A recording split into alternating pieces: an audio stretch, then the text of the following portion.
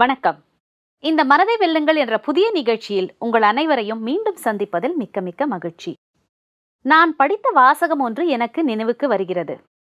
இழந்த இடத்தை மீண்டும் பெற்றுவிடலாம், ஆனால் இழந்த நேரத்தையோ மீண்டும் பெற முடியாது. இன்று இந்த நிகழ்ச்சியில் நேரத்தை எவ்வாறு நிர்வாகம் செய்வது என்பதை பற்றிதான் நாம் தெரிந்து கொள்ள இருக்கிறோம். நமக்கு வரக்கூடிய பல கேள்விகளுக்கும் பதிலளிக்க வந்துள்ளார் நமது ராஜயோகி பிரம்மகுமார் டாக்டர் பாண்டியமணி அவர்கள். இவர்கள் கடந்த 40 ஆண்டு காலமாக இந்த ராஜயோகாவை பயின்றும் பயிற்றுவித்தும் வருகிறார். பிரம்மகுமாரி இயக்கத்தின் வேல்யூ எஜுகேஷன் துறையின் இயக்குனராய் இருக்கிறார். வணக்கம் பிரதர். வணக்கம். ஓம் சாந்தி. ஓம் சாந்தி.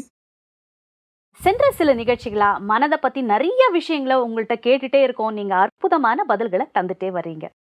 இந்த நிகழ்ச்சியில வெற்றி அடையக்கூடியவர்கள் என்ன அணுகுமுறையை பயன்படுத்துகிறார்கள், இதை பற்றிய ஒரு விளக்கம் நீங்க தர முடியுமா?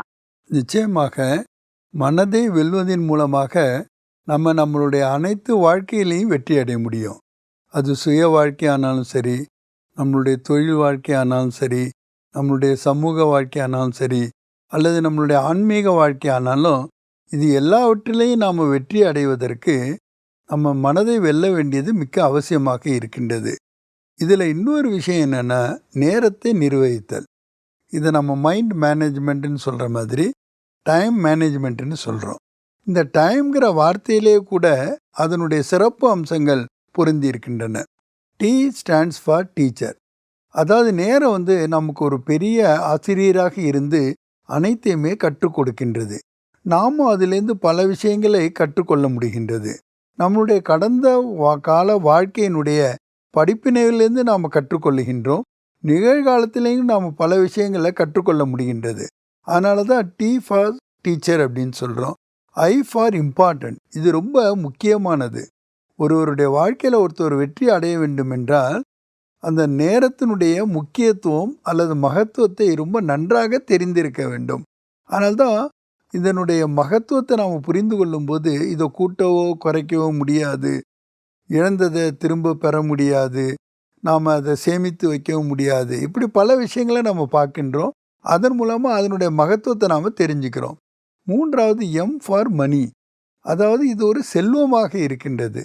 ரிசோர்ஸஸில் இறைவன் கொடுத்த ஒரு அரிய பொக்கிஷங்களில் எப்படி இந்த உடல் ஒரு முக்கியமான பங்கை வகிக்கின்றதோ அதே மாதிரி இந்த நேரமும் ஒரு முக்கியமான பங்காக இருக்கின்றது. அதனுடைய முக்கியத்துவமும் நமக்கு நிச்சயமாக தெரிந்திருக்க வேண்டும். அதனால தான் இதை ஒரு செல்வம் என்று கூறுகின்றோம், ரிசோர்ஸாக கூறுகின்றோம். அடுத்து இ ஸ்டாண்ட்ஸ் ஃபார் எனர்ஜி. இது ஒரு சக்தியாக இருக்கின்றது. இந்த சக்தியை நாம் எப்படி பயன்படுத்துகின்றோமோ அதன் மூலமாக நாம் பலன்களை பெற முடியும். வெற்றிக்கான ஒரு சூத்திரம் கூட இருக்கின்றது.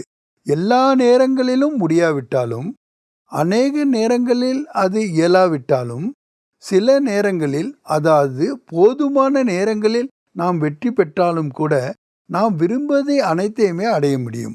நமது விருப்பத்திற்கு ஏற்ப அனைத்தையும் அடைவதற்கு போதுமான நேரங்களில் கூட நாம் வெற்றி அடைந்தால் கூட போதுமானதாக இருக்கின்றது.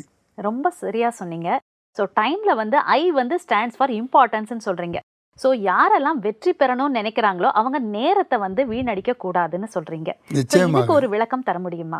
அதாவது நேரத்தை நம்ம வீணடிக்கிறோம்னா அது நேரத்தோட மட்டும் போறதில்லை. நம்மளுடைய எண்ணங்களை நம்ம வீணடிக்கின்றோம், நம்மளுடைய செயலை நாம் வீணடிக்கின்றோம், அந்த செயல் மூலமாக நமக்கு கிடைக்கக்கூடிய பலனையும் நாம் வீணடிக்கின்றோம்.